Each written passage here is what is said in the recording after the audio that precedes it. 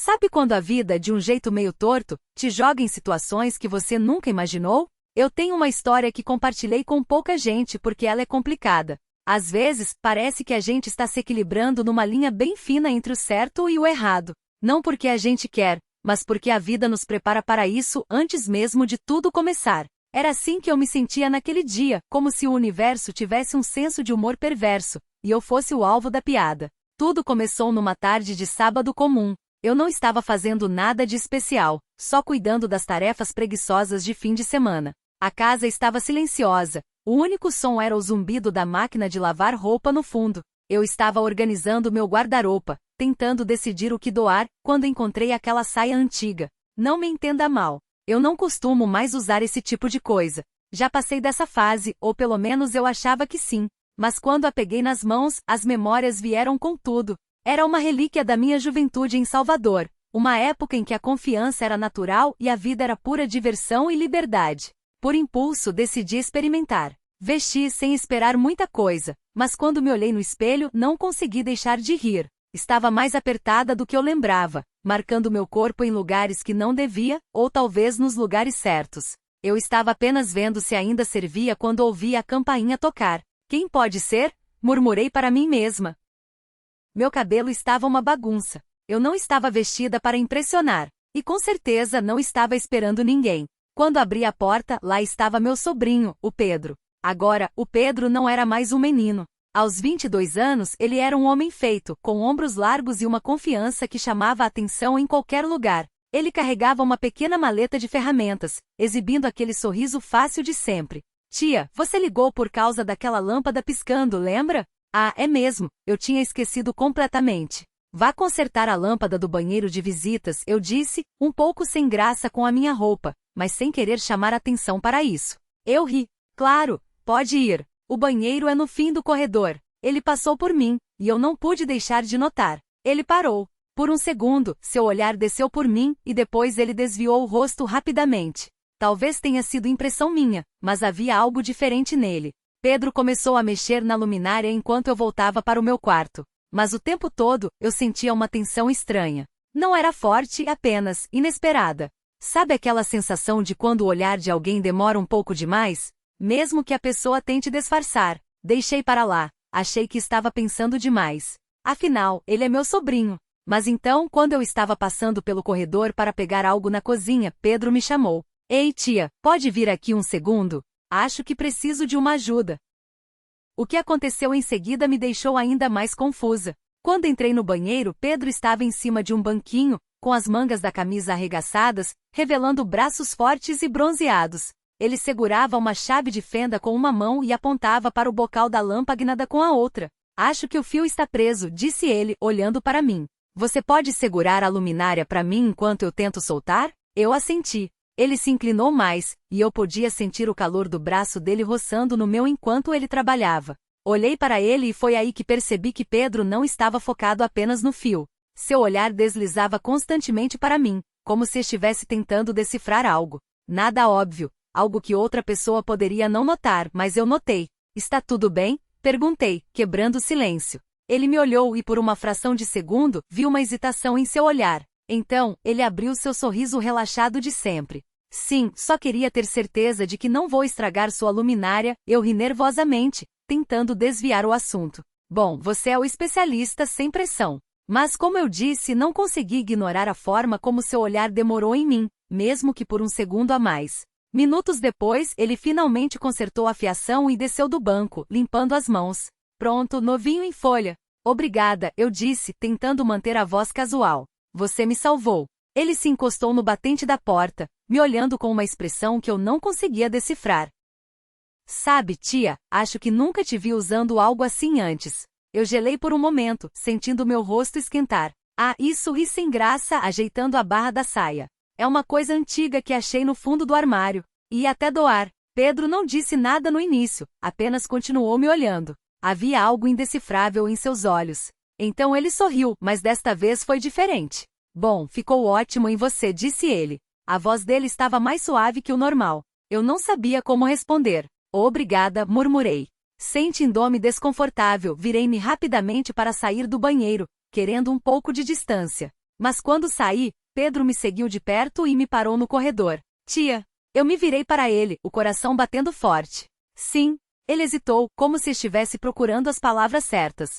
Você já sentiu que algo acontece por um motivo? O que você quer dizer? Perguntei, genuinamente confusa. Ele abriu a boca para dizer algo, mas balançou a cabeça e riu. Nada, esquece o que eu disse. Mas eu não conseguia esquecer. O olhar dele, o tom da voz dele. Ficou comigo por muito tempo depois que ele foi embora. Naquela noite, eu estava encolhida no sofá, trocando de canal sem rumo, tentando me livrar do desconforto de mais cedo. Eu repetia para mim mesma que não era nada, que eu estava pensando demais. Afinal, Pedro era família. Mas assim que comecei a me sentir normal de novo, meu celular vibrou na mesa de centro. Inclinei-me para pegá-lo e vi uma mensagem do Pedro. Oi, tia. Posso te perguntar uma coisa? Fiquei olhando para a tela, debatendo se deveria responder. Algo naquele momento parecia estranho. Por que ele estava me mandando mensagem agora? Um momento depois respondi, claro, tudo bem? A resposta dele foi quase instantânea. Eu fiquei pensando.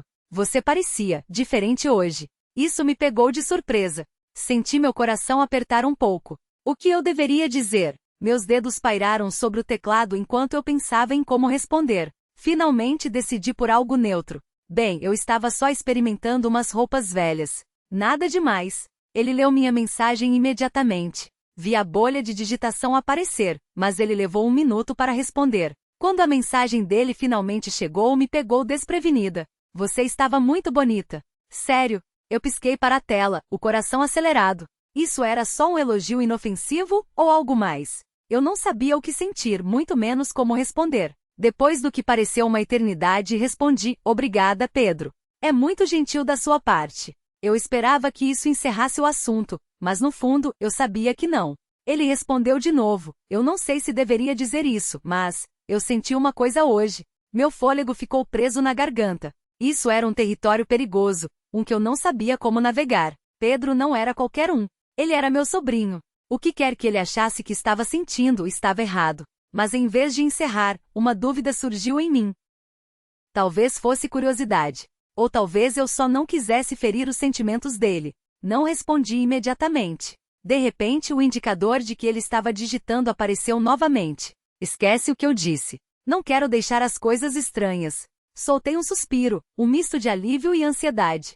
Eu disse a mim mesma que era apenas um mal-entendido, que ele esqueceria e as coisas voltariam ao normal. Mas quando deixei o celular de lado, não consegui afastar a sensação de que aquilo era apenas o começo. Na manhã seguinte, eu estava começando o dia com uma xícara de café na mão e o cabelo ainda bagunçado quando ouvi uma batida na porta. Meu coração deu um pulo. Eu não estava esperando ninguém. Quando abri, Pedro estava lá com as mãos nos bolsos, parecendo casual como sempre. Mas havia algo diferente em sua postura. Seu sorriso despreocupado de sempre havia sumido, substituído por uma expressão séria. Pedro, eu disse, tentando esconder minha surpresa. O que você está fazendo aqui tão cedo? Ele entrou sem esperar um convite. Eu estava aqui perto e pensei em passar. Era uma desculpa fraca. Pedro não morava perto, mas eu não o questionei.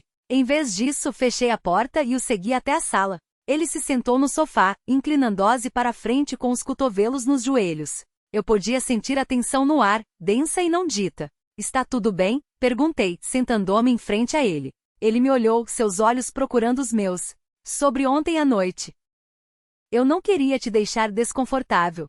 Soltei um suspiro silencioso de alívio. Fico feliz que ele tenha tocado no assunto. Tudo bem, Pedro. Vamos só esquecer isso, ok? Eu não consigo esquecer, tia, disse ele balançando a cabeça. Eu falei sério. Eu congelei, sem saber como responder. Não era assim que membros da mesma família deveriam conversar. Pedro, comecei com cuidado. Acho que você está confuso. O que quer que você esteja sentindo não é real. É real, ele me interrompeu. Sua voz era firme, mas não agressiva. Eu sei que é errado, e estou tentando lutar contra isso, mas não consigo parar de pensar em você. Meu coração estava batendo descontroladamente, uma mistura de choque, confusão e até uma pontada de culpa. Como chegamos a esse ponto?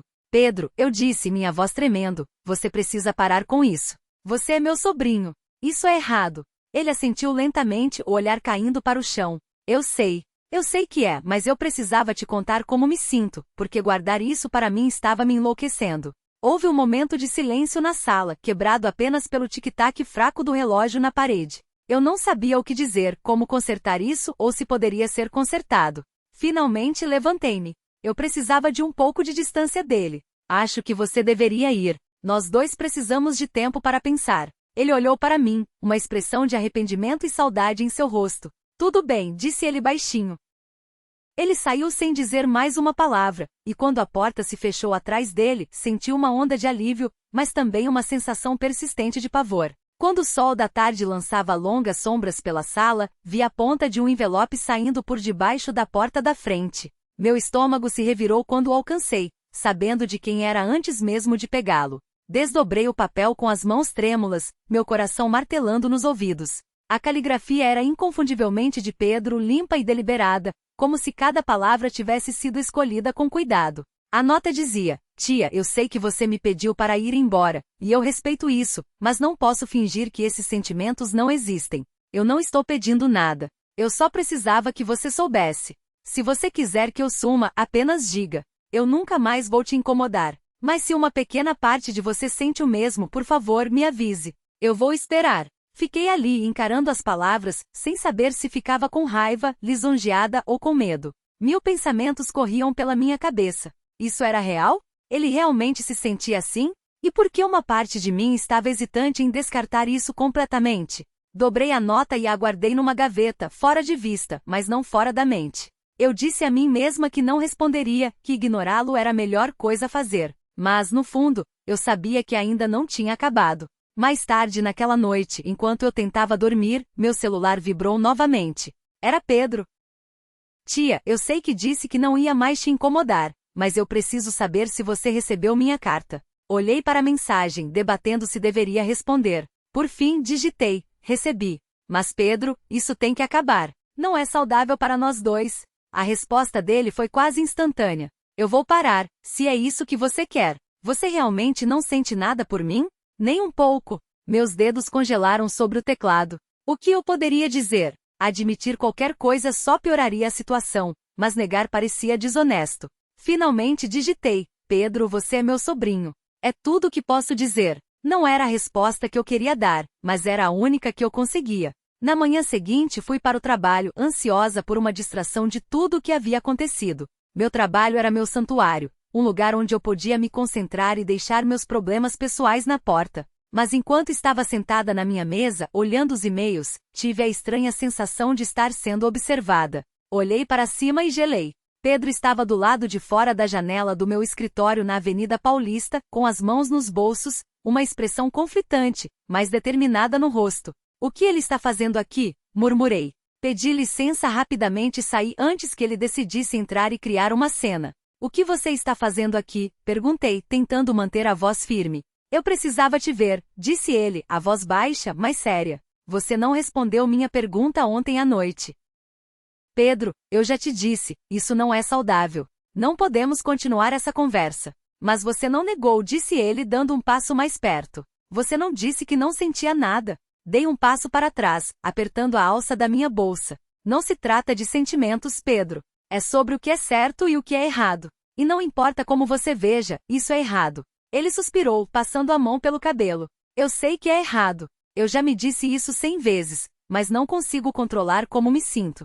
Suas palavras pairaram no ar, pesadas e perturbadoras. Eu não sabia como responder, então me virei para ir embora. Tia, espere, disse ele, pegando meu braço gentilmente, mas com firmeza. Gelei, olhando para a mão dele antes de encontrar seu olhar. Havia algo cru e vulnerável em sua expressão, algo que me impediu de simplesmente ir embora. Eu não estou tentando arruinar sua vida ou dificultar as coisas para você, disse ele baixinho. Eu só preciso saber se existe alguma chance. Se não houver, eu desapareço. Você nunca mais terá que me ver. Suas palavras me atingiram como um soco no estômago. Meu coração doía, mas eu sabia que se isso continuasse, só causaria mais dor para nós dois. Pedro, eu disse, minha voz falhando, você é família. É tudo que isso pode ser. Ele assentiu lentamente, os ombros caindo. Tudo bem, disse ele, dando um passo para trás. Eu entendi. Vou te deixar em paz. Enquanto eu observava ir embora, senti uma estranha mistura de alívio e tristeza. Eu pensei que era isso. Pensei que finalmente tinha acabado, que poderíamos seguir em frente. Mas mais tarde naquela noite, uma ligação virou tudo de cabeça para baixo. Pedro havia sofrido um acidente, e quando cheguei ao hospital, o que me disseram mudou tudo. A ligação veio tarde da noite. Bem quando eu estava me preparando para dormir, meu celular vibrou insistentemente na mesa de centro. Quando vi o nome de Pedro na tela, meu estômago afundou. Mas não era Pedro. Era uma voz feminina e apressada do outro lado da linha, de uma enfermeira do Hospital das Clínicas. Seu sobrinho sofreu um acidente. Ele está perguntando pela senhora. O pânico tomou conta de mim. Sem pedir detalhes, peguei minhas chaves e saí correndo. Meu coração batia forte quando cheguei ao hospital. Entrei pelas portas da emergência e examinei o local até encontrá-lo. Pedro estava deitado numa maca, com um pequeno corte na testa e o braço numa tipóia. Ele olhou para cima quando me aproximei, seu rosto pálido, mas seus olhos ainda tinham aquela intensidade familiar. O que aconteceu? Perguntei, minha voz aguda de preocupação. Ele deu um sorriso fraco. Nada demais. Só um pequeno acidente de moto. Ah, Pedro, eu disse, exasperada, você me deu um susto daqueles. Ele riu baixinho, depois fez uma careta, segurando a costela. Desculpa. É que eu não sabia para quem mais ligar.